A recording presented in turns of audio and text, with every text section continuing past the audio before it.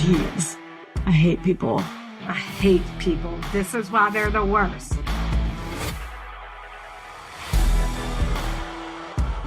Are you ready for it?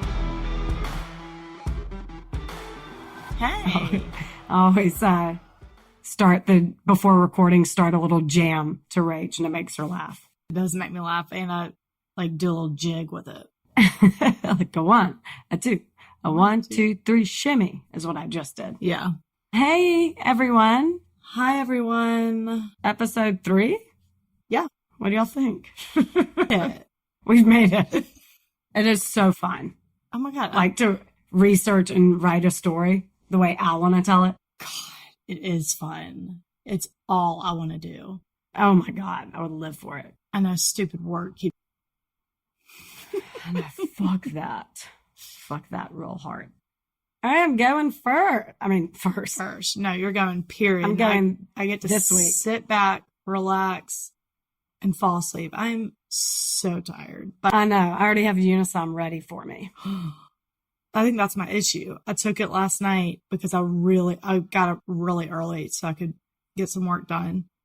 And for some reason, I couldn't fall asleep on it. So I think I technically got 5 hours of Unisom, which is normally would probably be fine, but I feel like it made me so dry. I've been so tired all day. When I take Unisom for multiple days in a row, it the 4th day or 3rd day, it's okay, it doesn't work. You need a day gap or something. Yeah.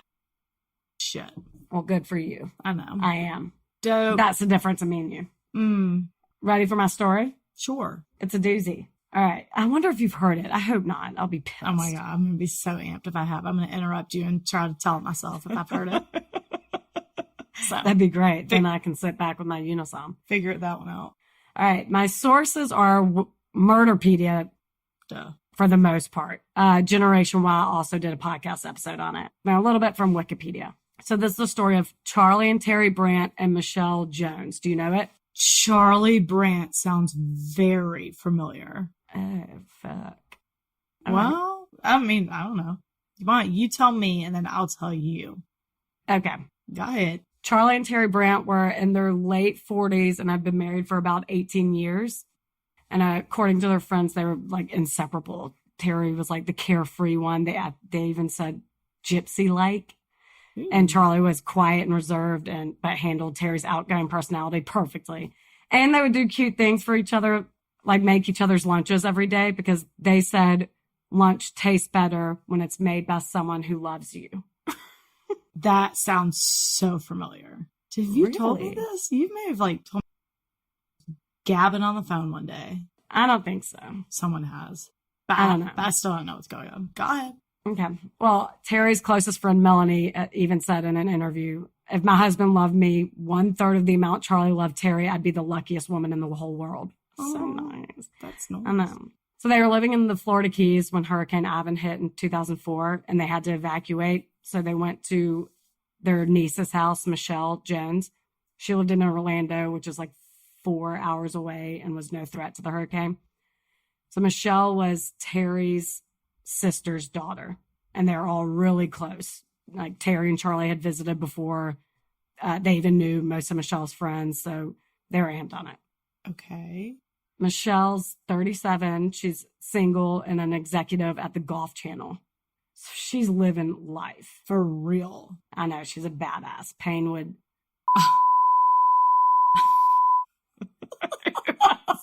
That is gross. That's my brother-in-law. Oh my God, I cannot believe you just said that. Oh no, sorry. It was the first thing I thought. I was like, oh my God, Payne would be in love with this chick. I know. He would leave me for her for sure. Anything golf. Any that has potential to give him good golf tournament passes. Get out of here. Yeah, for real. So anyway, she's really pretty too. Charlie even called her Victoria's Secret, which is a little weird that it's your niece, but I don't know. Uncles, man. Ew. I know. It's sure. It's weird, sure. Ew. I know. Anyway, Charlie was a radar technician, and before leaving, he boarded his house up to perfection. Each little piece of wood panel was cut out as if it was custom fit. Each of the doors had a perfectly meticulously round circle for the doorknob. It was just what you would expect an engineer to do. So they get to Orlando and were planning to stay through the weekend to wait out the storm. They were supposed to leave Monday, but Charlie insisted they stay one more night. Michelle called her two best friends, Debbie and Lisa, and told them to come over later that night for Charlie and Teri's last night to hang out, who they both knew, Charlie and Teri. These are her best friends. Okay, Teri's still there. Yeah. Teri and Charlie are husband and wife. I know, I understand that, but I just didn't need Charlie calling his niece Victoria's Secret to be there alone with her, you know? Oh, well, that was just like Uncle Charlie. I don't know. I mean, I'm with you. Oh, I'm sorry to hear that. But so Michelle calls her two best friends to come hang out, but a few hours later calls them back and essentially says, never mind. They've been drinking. Charlie and Teri had started to argue, which apparently they never did. So Michelle thought it'd be awkward and just best for no one to come over. The following day, which was a Tuesday, Michelle's mom, Mary Lou, calls her to see how the weekend went, but she doesn't answer. They're very close and they talk pretty much every day, but she wasn't initially worried. It's when she doesn't answer Wednesday, that gut instinct comes in, that mother's intuition comes in. Yeah, you're hauling ass over there. No, she lives in North Carolina, so she can't go over there. You still haul ass down there. Yeah, but then instead she calls Debbie, Michelle's best friend, oh, and says, go over there and check on them. And Debbie, Lisa, and Michelle all have keys to each other's houses. So she's like, yeah, sure, I'll go over there. So she pulls up and she sees Teri and Charlie's car and Michelle's car. And she immediately gets that gut feeling too. And her adrenaline is just going as she walks up the front door because she knows that Teri and Charlie were supposed to leave the previous day. Oh, yeah. Oh, God. So she walks up to the front door, kind of freaking out with Mary Lou. Mary Lou is still on the phone. She keeps her on the phone so she can hear everything. So Debbie pulls out her key and it will not go. It's stuck, which divine intervention, if you ask me. Okay. So she tells Mary Lou she's going to walk around back. And as she makes her way back there, they're in complete silence. And Debbie peeks into the garage door and all Mary Lou hears is a huge gasp. Oh, God, I got chills. Debbie sees Charlie hanging from the pipe in the garage from a bed sheet. Oh, shit. She hangs up on Mary Lou, calls 911. When the cops get there, they use Debbie's keys. No problem. That's why I think it's divine intervention. She couldn't get in. Oh, okay. As the detective walks in, he says the smell of her home was masked by death. Ugh. He finds Teri slumped over on the couch. She's been stabbed 7 times in the chest. They make their way back to the bedrooms, expecting to see Michelle in the same manner, but it is far worse and way more gruesome. Oh, my God. What? Let me have a sip of wine. Okay. So Michelle was on her bed. She was decapitated with her head next to the body, almost like the person who didn't made her watch what he was doing. Oh. Her breasts were removed. Nope. Her intestines and her heart were removed and also lying next to her on the bed. There was no sign of a struggle, so the cops immediately concluded that Charlie had killed Teri first, then Michelle, then himself. He used Michelle's own kitchen knives and very quickly killed his wife, almost to get her out of the way. And then he took his time with Michelle. He stabbed her once in the chest, which pierced her heart. That's what killed her. And then he removed her clothes, washed them in the sink, came back and diligently mutilated her. Oh, gross. Which this seems weird to me because crime of passion usually happens with a spouse, not your niece. But it's like he killed Teri very quickly and just to get to Michelle. I'm telling you, I got vibes. Yeah, you got vibes early on. Even after the lunch thing, which I threw in there to be cutesy, it threw you off. No, that was the biggest red flag of them all. The Victoria's Secret comment trumped the lunch thing. It was weird. I don't know. Fuck the lunch thing. Anyway, he didn't leave a note explaining himself, but he did leave a bunch of Victoria's Secret underwear around Michelle. So ew. It was just obvious he was obsessed with her. Really what happened? Yeah. Like it really was home? Yeah. Oh, I thought you were trying to throw me and there was going to be it was one of the friends. I don't know. I was like, wait. Oh, no. I thought it was Ew. going to be Debbie or Lisa. Go No, fuck I don't know. yourself. No, Debbie and Lisa would never do that. They are pissed, actually. I know. Uh, Oh, God. I know. No, Victoria's Secret underwear everywhere. Fucking weirdo. But none of this made sense to anyone. Even Michelle's mother said she didn't believe that this mild-mannered man who she'd known for 17 years could do this. 17 to 18 years could do this. Michelle's friend said Charlie came to visit all the time and there was nothing indicating this. Everyone was shocked. So the police looked into his history and nothing. He has never so much as had a speeding ticket. His record is clean, but this wasn't the work of a rookie. So they're completely baffled. So then they're interviewing everyone in Charlie's life, everyone's in Teri's, Michelle's life, everyone. Charlie's older sister dodged an interview with the cops, but then voluntarily came forward and said, I need to speak to someone. I need to speak to the detective on the Michelle Jones and Teri and Charlie Brandt case. So she gets in the room with the detective and says that she has something to tell them, and it's been a family secret for over 30 years. Okay. She tells the investigator that Charlie has murdered before. Oh my God. And there's no record of it because he was only 13 years old. What? Uh-huh. Oh. She tells them that in 1971, Charlie killed their mother. What? Here we go. Ready? The end. And that's it. Thank y'all. Subscribe. Review. So here's the story. Wait, sorry. Yeah. I have to get this off my chest because it occurred to me and now I keep thinking about it because I just love it. First story was of Carolyn. Oh, Your second story is of Charlie. Bear. I'm just saying, those are my kids' names. Carolyn and Charlie are Rachel's kids. Sorry, Kay. At least Carolyn was the victim in the first story. I know. Charlie's the psycho in this one. Oh my God. Well, my Charlie's guilty of being crazy too. Great. I know. Sorry. But it occurred to me and I just had to get it off my chest, man. that did not occur to me. I'm sorry. My condolences. Some godmother. So, ready? 1971 story? Yeah, go. Here it is. So, Angela and Charlie lived in Fort Wayne, Indiana with their parents, Herbert and Ilse, I think. It's German. Ilse is, I had to YouTube how to pronounce it, but. Well, then there you go. Elsie. Yeah, but okay. Yeah. Herbert and Ilse. And their two younger sisters. One night in January around 9 p.m., Angela, who's 15 at the time, was reading in her room. The two babies were asleep. Their dad was shaving over the sink in the bathroom while their mom was taking a bath behind them. Charlie, who is 13 at the time, walks in the bathroom holding a gun, points it at his dad. The dad, Herbert, sees him in the mirror and yells, "Charlie, don't." And Charlie shoots him once in the back. What?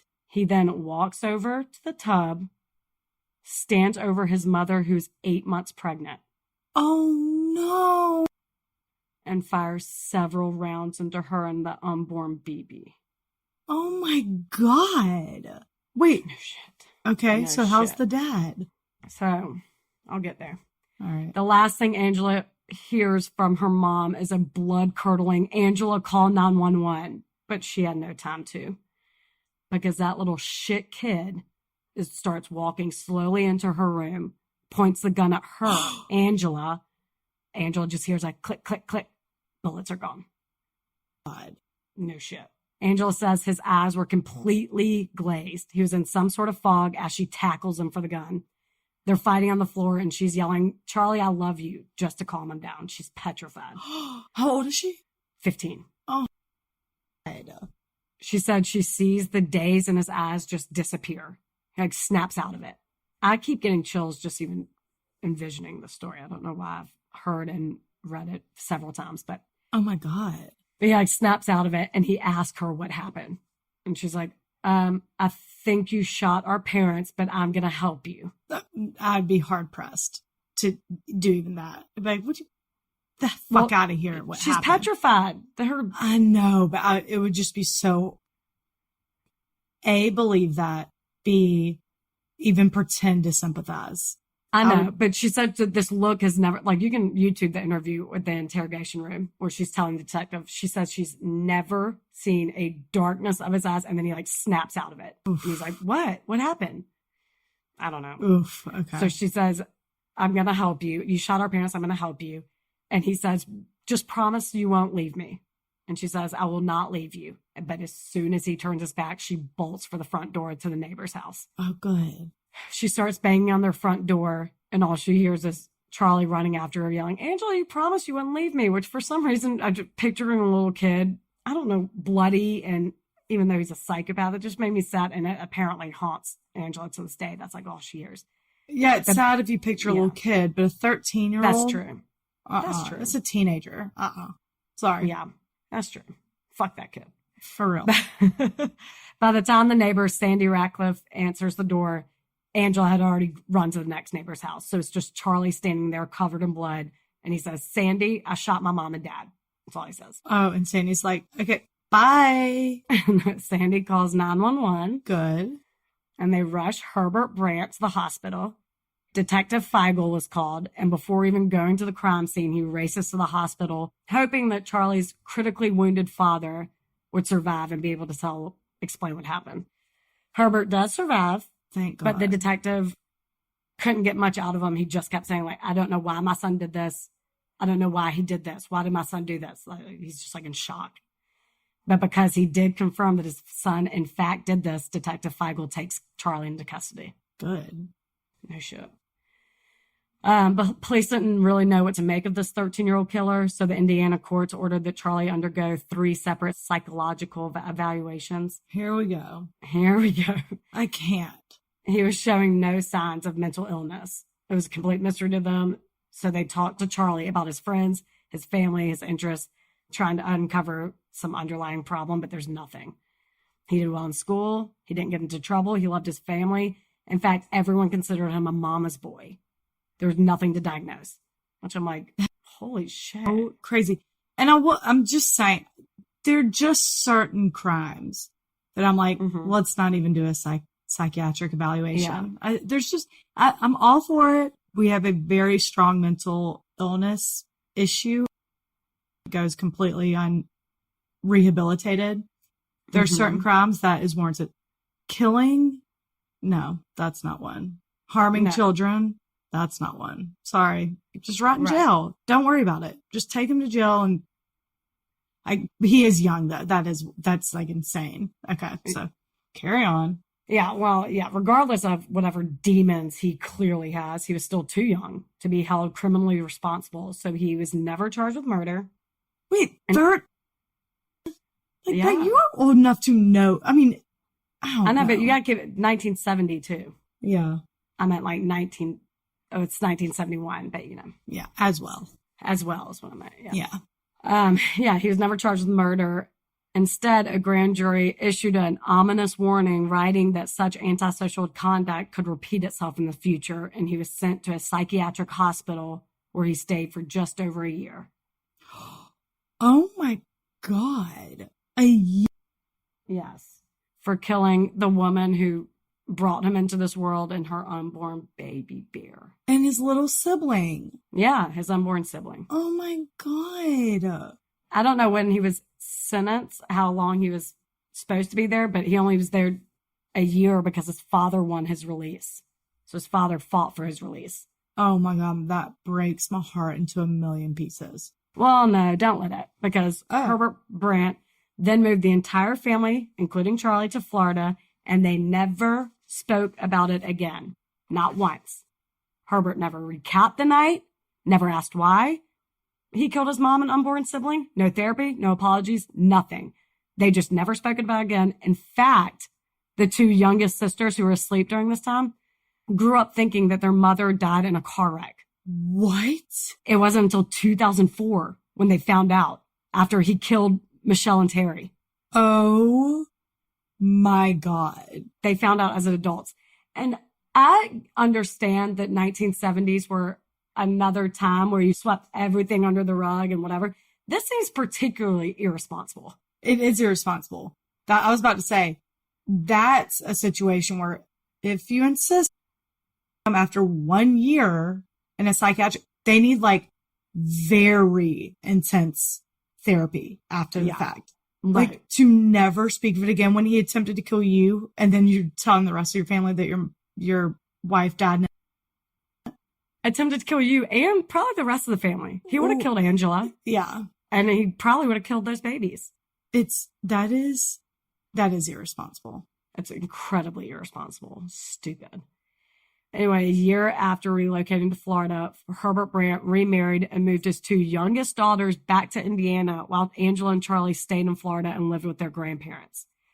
I could not find an explanation to why, as if I need one. I know exactly why he did it. But it just seems like he's running from the 2 family members who know the truth and just wanted to start a new life. Yeah. And I took a psychology class one semester freshman year, 15 years ago, so I think I know what I'm talking about. But this sounds like a very heavy case of denial. Yes. I think I know what I'm talking about. Mrs. White would be so proud of you. God. I know. Willa. Oh my God. That is yikes. Mm-hmm. I mean, he's also been traumatized too. Speaking of, I mean, that's who, Herbert? Therapy. Yes. Yeah, but you're leaving your other daughter. No, I agree. With him. No, I agree. Like, your trauma should be inferior to your daughter's safety. And Angela says she was petrified of him. She wouldn't even sleep with the air conditioning on because she didn't want any muffled noise. She wanted to hear every little creak down the hall. God. She lived like that. She was petrified of her brother. Oh, that is so sad. I know. But so years later, in 1986, Angela did tell Charlie that he needed to tell Teri about the killing before they got married. But we'll never know if he actually did. Teri's family says no way in hell she knew. She would have never married him. But Angela's ex-husband, so Charlie's brother-in-law, Jim, said that Charlie said he told her. I'm like, can we really trust anything this loser says? So right. Okay, so they talked about it. Yeah, after years and years. But that's all Angela mentioned to him. Jim, actually, Angela's ex-husband, said that they got to be really good friends. Actually, Jim introduced Teri and Charlie, knowing this. I'm like, and like that is not something that just happens once. No, that I can't. 70s, man. Clearly not. Yeah, but Jim, there's actually a Dr. Phil episode on it where Dr. Phil interviews Michelle's family and Jim.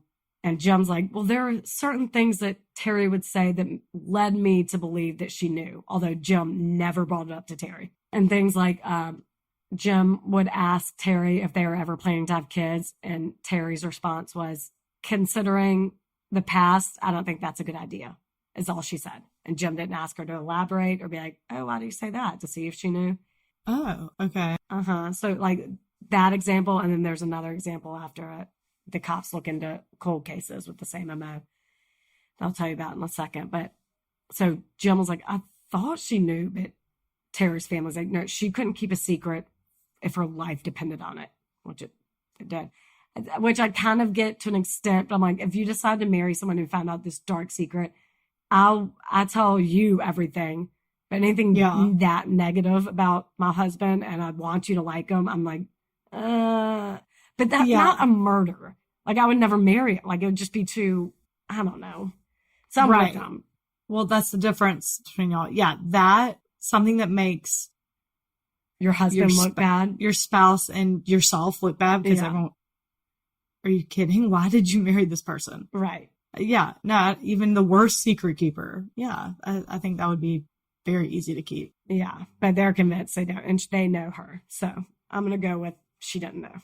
I'm with Teri's family. Same. So after the 2004 murders, the detectives went to the Keys. This is another little like, did she know? I don't know. After the 2004 murders, the detectives went to the Keys to search Teri and Charlie's home, which was still meticulously boarded up, just as Charlie left it. And they found a graphic poster of a female anatomy on the back of the bedroom door. Ew, like one of the ones you see in the doctor's office with the skeletal and muscular system. But it's like an attractive woman. She has her hair in a top knot. It's like creepy. It's like a real, those posters are just like of a skeletal. Yeah. Wait, is this online? How do you know? Yeah, you can see it. Okay. It's like of a actual woman. Her hair's in a top knot. It's very creepy, which makes me also wonder. I'm like, what did he tell Teri? Like, they're not in the medical field at all. It's like, oh, what did she think this was about? I don't know. But what is that about? I mean, it has nothing to do with. Well, he removed the heart very meticulously. Like, he studied the intestines, like how to remove them. I don't know. He just had fascination with it. Okay. Yeah, he removed Michelle's intestines and heart and breast and all that very medically like. Right. That doesn't indicate that Teri knew anything. Oh, no. I know. Like, had she not known about the murders, that could just be like a weird, like, he's obsessed with science. That's true. No, that's true. Yeah. Yeah. So, I'm good. Yeah. But it's weird. No, I'm good on that. No, he's clearly a lunatic. But cops did start reopening cold cases with the same MO. They attribute, I think, at least 4 other murders to him. One was a sex worker in Miami whose heart and head were removed. And this was the other, what Jim said. Jim's Charlie's brother-in-law said that Teri had once confided in him that the day that woman was found, which was all over the news, she remembers seeing Charlie and he was very bloody. What? And he said, she asked him about it, and he said that he was fishing and it was fish blood. That Teri was skeptical about that and told Jim that. So I'm like, oh, I'm like, you had a feeling something was up with this guy. Yeah. Whether you knew, but I'm like, your intuition rocks because he is actually that's exact MO. Or she didn't know that has these dark, I don't know, desires. But either way, she did not deserve to die over it, and it's not her fault. So no, of course not. I know. But either way, Michelle and Teri's families are pissed at Angela and Herbert Brandt for keeping this family secret for over 30 years. Because they don't think Teri would have ever married Charlie. And this all could have been prevented. And not once has Angela or Herbert reached out to Teri and Michelle. Not to give condolences, no acknowledgement, nothing. Crickets. So they still sweep things under the rug. They are awful. They think they should be held criminally responsible. Okay. I'm going to have to chew on that for a second, but. I know.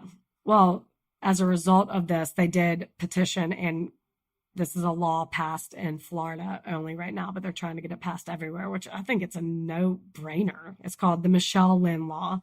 And it states, if you commit a violent crime, regardless of your age, your criminal profile is entered into a database that is retrievable by law enforcement.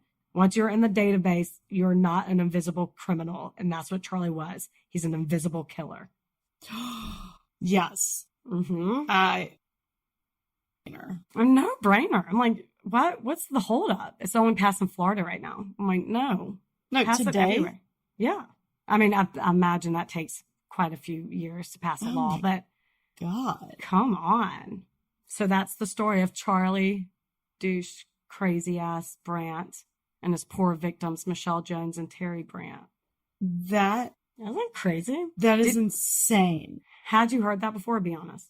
No, I swear to God, I couldn't remember. The was definitely familiar. Like, I know I've heard that. It was probably that Ranker article that brought it. Like, it was like top 20 cases of shocking fact. Like, it was like a little blur. I was thinking about that, and I was like, but the rest of it, like, I did not know. So I don't know. Maybe I started reading it, and you're like, "Don't do Charlie Brandt." And I was like, "Oh, okay." Crazy, huh? Florida, you've done it again.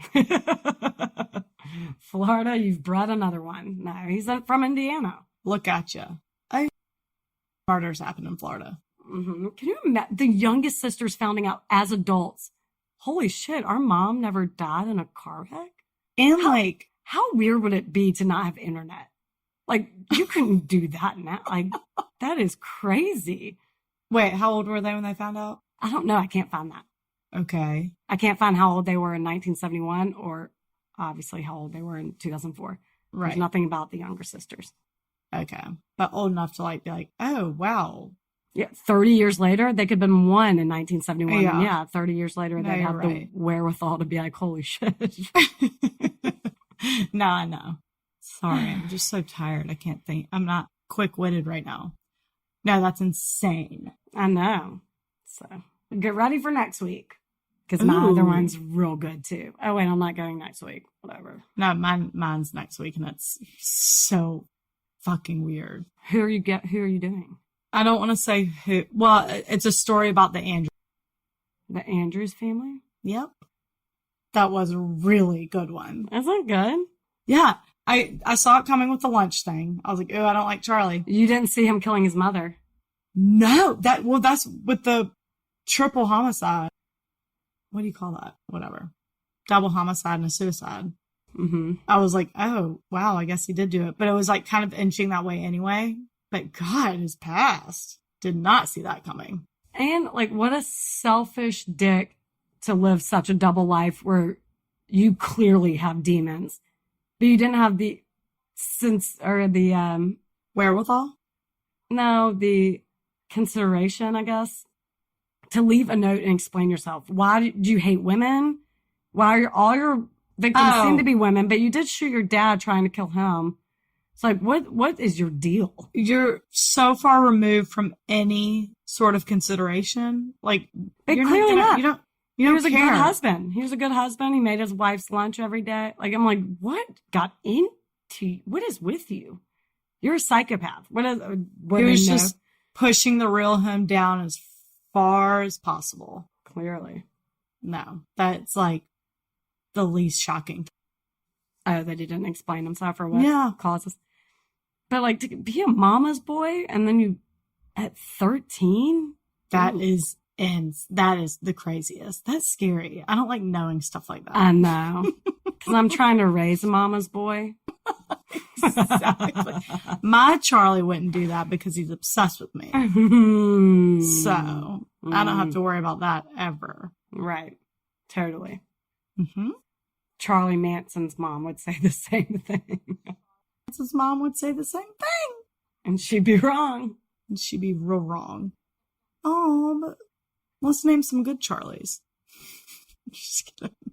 I was trying to think of one. Charlie Sheen. I'm gonna say that. But of the ones we've listed, he's the best. I don't know what else to do. Sure. Charlie Day. Charlie Day's good. That's a good one. Yeah, that was good. That's quick. Charlie Cassinger. My little BB. So that was that. I know it's crazy, but just remember, people are the worst. Trust no one. Florida's done it again. Florida's done it again. Just kidding. Jesus. Yeah, trust no one. Whatever. First. People are the worst, and we all just have to move on. Until next week. Until then. Kisses. Kisses. Love you. We're like, people are the worst. Love you. Love you. We're not the worst. Yeah. Love you. Love you. Bye. Bye.